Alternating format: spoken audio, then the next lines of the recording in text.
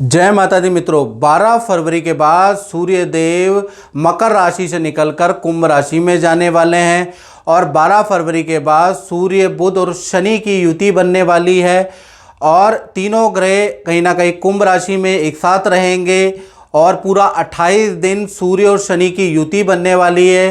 तो 5 राशियों को सावधान रहना पड़ेगा, यानी 12 में से 5 ऐसी राशियां हैं जिनको भाई सावधानी रखनी पड़ेगी, सावधानी हटी और दुर्घटना घट सकती है। यदि आप सावधानी रखेंगे तो यकीन मानिए इस सूर्य शनि की युति का कोई प्रभाव आपके ऊपर नहीं पड़ेगा। साथ ही साथ हम इस कार्यक्रम में आपको बताने वाले हैं कि सूर्य शनि की युति जन्म कुंडली के 12 भाव पे उसका क्या प्रभाव होता है। सूर्य और शनि जब भी कुंडली में विराजमान होते हैं तो ये अशुभ योग होता है। तो ये आपकी कुंडली में 12 भाव में क्या रिजल्ट देता है, इसका क्या फल होता है, वो भी इस कार्यक्रम में हम चर्चा करेंगे। सबसे पहले हम जानते हैं जो 12 फरवरी में सूर्य शनि की युति बन रही है उसमें 5 राशियां कौन सी है और उनको क्या सावधानी बरतनी है। पहली राशि के बारे में बात करें तो पहली राशि है मिथुन राशि। तो भाई आपको वाद विवाद से बचना पड़ेगा, यानी कि आपसे कोई वाद विवाद भी कर रहा है तो 28 दिन तक आप चुप्पी साध दीजिएगा। अपने पार्टनर से, अपने परिवार से, अपने कलीग से वाद विवाद से आप दूर रहिएगा। वाद विवाद करने की लोग कोशिश करेंगे लेकिन दूर रहिएगा। दूसरा, वाहन का चालान कटने का या वाहन पे कुछ खर्चा आपका आ सकता है। तीसरा, आपको कहीं ना कहीं 28 दिन तक खर्चों पे नियंत्रण करना है, बेफालतू के खर्चे नहीं करने हैं। मन में नियंत्रण करेंगे तो खर्चों पे आपका नियंत्रण ऑटोमेटिकली आ जाएगा। तो ये थोड़ी सावधानी आप रखें। दूसरी राशि के बारे में बात करें तो वो होगी सिंह राशि। सिंह राशि पे सरकारी कोई चालान या सरकारी कोई आपके पास मैसेज आया है जीएसटी का, टैक्स विभाग का कि ये भरिए वो भरिए, इस योजना का फ़ायदा लीजिए, ये आप कम कर लीजिए, तो तुरंत कर लीजिएगा, क्योंकि अगर आप तुरंत नहीं करेंगे तो भारी पेनल्टी का सामना आपको करना पड़ सकता है। तो 28 दिन सरकारी वाद विवाद को सुलझाने की कोशिश कीजिएगा। साथ ही साथ 28 दिन कहीं पर भी धन निवेश नहीं करना है, ये याद रखिएगा। ऑनलाइन कोई ट्रांजैक्शन कर रहे हैं, बड़ी ट्रांजैक्शन कर रहे हैं, 50,000 से ऊपर की ट्रांजैक्शन कर रहे हैं तो भाई थोड़ा सावधानी से करिएगा। एक बार कॉल करके पूछ लीजिएगा, हल्की सा ट्रांजैक्शन पहले करके कंफर्म कर लीजिएगा तब कीजिएगा। 28 दिन इसमें थोड़ा आपको सजग रहना पड़ेगा। तीसरी राशि के बारे में हम बात करें तो वो है कन्या राशि। तो कन्या राशि अगर यात्रा का प्लान बना रहे हैं तो भाई अपनी मेडिकल की किट और अपने जो काम के सामान है उसकी किट एक बार टटोल लीजिएगा। गाड़ी से जा रहे हैं लॉन्ग ड्राइव में, किसी तीर्थ यात्रा में, नदी पहाड़ में, तो एक बार कार का सर्विस जरूर करा लीजिएगा, क्योंकि यात्रा में कुछ ना कुछ भारी कष्ट की आशंका नज़र आ रही है। तो थोड़ा सावधान रखें। वाहन चलाते समय नशे का प्रयोग बिल्कुल ना करें, याद रखिएगा। वाहन से नहीं तो एक्सीडेंट के योग भी नज़र आ रहे हैं 28 दिन, तो 28 दिन आपको सावधानी बरतनी है। इसी प्रकार से चौथी जो राशि है जिसको पे सूर्य शनि की युति का प्रभाव पड़ेगा वो है मकर राशि। तो मकर राशि में मैं यही कहना चाहूँगा कि पति पत्नी या प्रेमी प्रेमिका है तो कहीं ना कहीं पार्टनर से वाद विवाद से आपको बचना चाहिए। पार्टनर के कष्ट में साथ देना चाहिए, पार्टनर को समझना चाहिए, पार्टनर को इग्नोर ना कीजिएगा। मतलब पार्टनर की थोड़ा सा आप साइड लीजिएगा, उससे आपको लाभ होता हुआ नज़र आ रहा है। साथ ही साथ पार्टनर से आप वाद विवाद मत कीजिएगा, नहीं तो ये भारी आपके लिए पड़ सकता है। और पार्टनर को टॉन्टिंग मत करिएगा, ईगो प्रॉब्लम मत रखिएगा, खासकर ये 28 दिन, नहीं तो वो भारी पड़ सकती है। इसी प्रकार से 5वीं राशि के बारे में बात करें तो वो होगी कुंभ राशि। तो सूर्य शनि की युति क्योंकि आपकी राशि में बन रही है तो शराब से आपको थोड़ा सावधान रखना है। बुरी लतों को आपको कम करना है, धीरे धीरे करके छोड़ देना, और 28 दिन तो बुरी लतें पे कंट्रोल करने की आवश्यकता है। बुरे मित्र कुछ एडवाइस आपको दे कि वहाँ चलते हैं, पार्टी करते हैं, वो गलत काम करते हैं, तो बिल्कुल उनकी बात मत मानिएगा, नहीं तो आप फंस सकते हैं। आपका मित्र तो निकल जाएगा लेकिन आप फंस सकते हैं। तो 28 दिन आपको गलत मित्र की बात या मित्र की कोई गलत बात नहीं माननी है, और जुआ, शराब, गेमिंग, इन चीज़ों में लालच में आके इन्वेस्टमेंट नहीं करनी है, नहीं तो भारी आपको नुकसान हो सकता है। और यदि आप सावधानी बरतेंगे तो आपको सूर्य शनि की युति आके और निकल भी जाएगी और आपका कुछ भी बाल बाका नहीं होगा। तो याद रखिएगा, आपको सावधान करने के लिए वीडियो बनाई गई है। चलिए अब हम जानते हैं मित्रों कि आपकी जन्म कुंडली में सूर्य शनि की युति किस किस भाव में कैसा रिजल्ट देती है। यदि आपकी पत्रिका में सूर्य और शनि एक साथ बैठे हैं तो आप ये कार्यक्रम जरूर देखिएगा। आज हम चर्चा करने वाले हैं सूर्य और राहु की युति और सूर्य शनि की युति 12 भाव में क्या फल लेके आती है। 10 कुंडलियों के अंदर एक ना एक कुंडली के अंदर ऐसी संभावना 100% होती है। तो आज हम 12 भाव में इनकी युतियों के बारे में चर्चा करने वाले हैं कि क्या स्थितियां होती हैं। यदि सूर्य और राहु या सूर्य और शनि, ये 2 युतियों के बारे में आज हम चर्चा कर रहे हैं।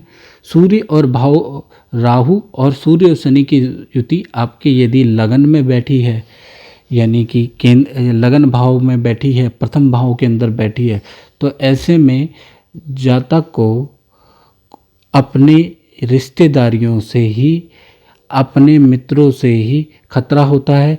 ऐसे में जातक को अपनी फाइनेंशियल स्टेटस किसी को बताना नहीं चाहिए। ऐसे में यदि वो जातक किसी को अपनी फाइनेंशियल स्थिति के बारे में, अपने गोपनीय राज बताता है तो उसके अपने रिश्तेदार ही उसके शत्रु हो जाते हैं, उसके अपने मित्र ही उसके शत्रु हो जाते हैं।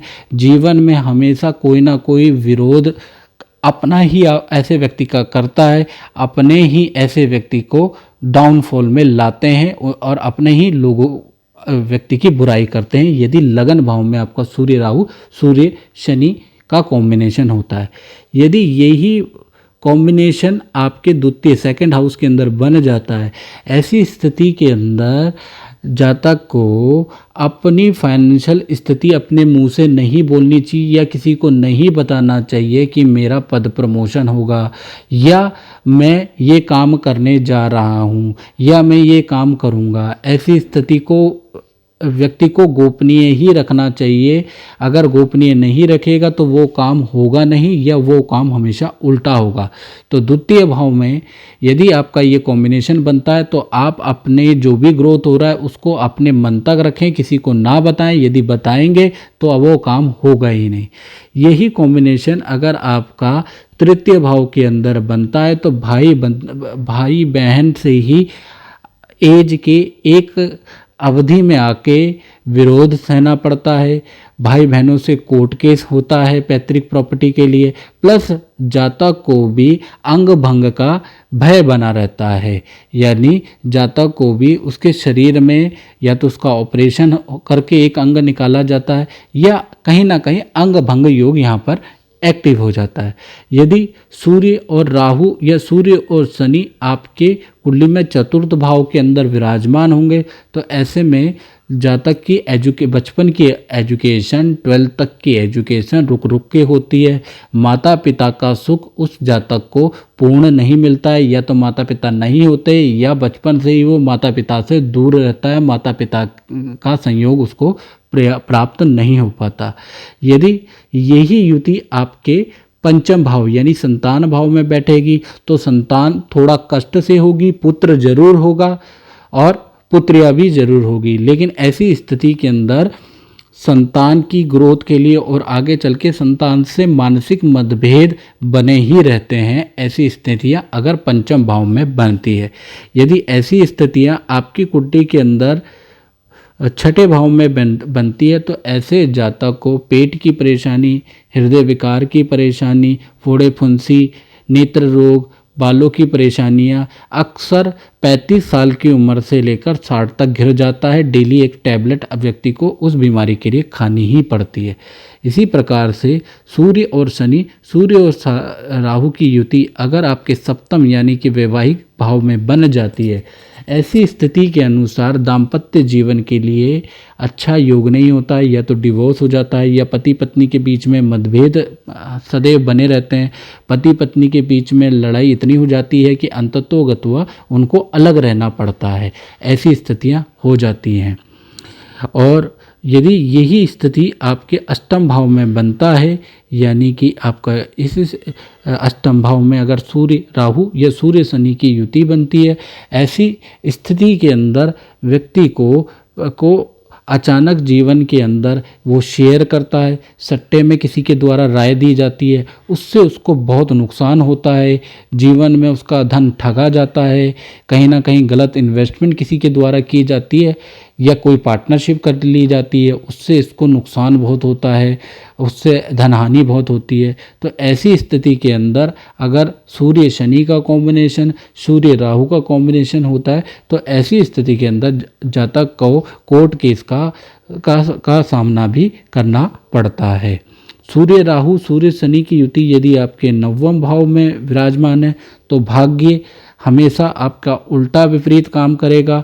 कुंडली की महादशाएं दशाएं तो बताएंगी कि टाइम अच्छा आ रहा है, लेकिन टाइम उसके ठीक विपरीत दिखेगा। साथ ही साथ सूर्य और शनि, सूर्य और राहु अगर आपके नवम भाव में है तो आप जो धार्मिक यात्रा करते हैं, तीर्थ यात्रा करते हैं, तो जब तीर्थ यात्रा ऐसा जातक करता है तो उसको नुकसान होता है, उसको ज़्यादा पूजा पाठ करने से नुकसान होता है। घर में मंदिर, गंडा, ताबीज अपने गले में धारण करने से जातक को बहुत नुकसान होता है। तो ऐसे में व्यक्ति को, जिनके भी सूर्य और राहु, सूर्य और शनि नवम भाव में विराजमान है, ऐसे व्यक्ति को पूजा पाठ कम करनी चाहिए, गुरु का नाम ध्यान कम करना चाहिए। यदि कुंडली के अनुसार सूर्य और शनि, सूर्य और राहु आपके दसम स्थान के अंदर विराजमान है, ऐसे में आप जो भी काम करते हैं तो वहाँ पर आपके जो कलीग हैं वो हमेशा आपसे गुप्त शत्रु वाला बर्ताव रखेंगे और जीवन में सामने वो मीठे होंगे और पीछे से छुरी मारने वाला बर्ताव करेंगे। ऐसे में सूर्य और शनि या सूर्य और राहु दसम स्थान में होंगे तो जातक एक उम्र तक काफ़ी अच्छा ग्रोथ करता है, एक उम्र के बाद वो घर में खाली ही बैठा रहता है या किसी षड्यंत्र का शिकार हो जाता है, जिस कारण से उसका काम डाउन हो जाता है। इसी प्रकार से सूर्य और राहु और सूर्य और शनि का कॉम्बिनेशन अगर आपके 11वें भाव में विराजमान है तो 11वें भाव के अंदर अगर ऐसा कॉम्बिनेशन विराजमान है तो ऐसी स्थिति में व्यक्तियों को विदेश से लाभ नहीं हो पाता है, इंपोर्ट एक्सपोर्ट के काम में नुकसान होता है। व्यक्ति कहीं भी पैसा निवेश करेगा, चाहे वो प्रॉपर्टी के अंदर करेगा, चाहे पार्टनरशिप के अंदर करेगा, चाहे वो आपके किसी भी प्रकार से वो निवेश करता है तो उसको नुकसान का ही सामना करना पड़ता है। ऐसी स्थिति में जिनके भी लाभ भाव में सूर्य और राहु विराजमान हो, सूर्य और शनि विराजमान हो, उनको शॉर्ट टाइम इन्वेस्टमेंट करनी चाहिए। ऐसे जातकों को 5 साल 10 साल की फ्यूचर प्लानिंग को देखते हुए इन्वेस्टमेंट नहीं करनी चाहिए, यदि करते हैं तो नुकसान खाएंगे। इसी प्रकार से सूर्य और राहु आपके 12वें भाव में विराजमान होते हैं या सूर्य और शनि आपके 12वें भाव में विराजमान होते हैं तो पहला नेत्र का कष्ट व्यक्ति को सहना पड़ता है, पेट की समस्या व्यक्ति को सहनी पड़ती है, बालों की समस्या व्यक्ति को सहनी पड़ती है, माता पिता का सुख व्यक्ति को कम मिलता है, साथ ही साथ जीवन में एक बार उसको बंधन का भी सामना करना पड़ेगा, यानी कि जीवन में उसको 45 की उम्र से पहले एक बार जेल के योग बनते हैं, एक बार पुलिस के योग बनते हैं। ऐसे व्यक्ति के गुप्त शत्रु ज़्यादा होते हैं। तो आज हमने चर्चा करी सूर्य और राहु, सूर्य और शनि के 12 भाव में क्या फल होते हैं। तो मित्रों, इस कार्यक्रम में इतना ही। मुझे दीजिए इजाज़त। जय माता दी।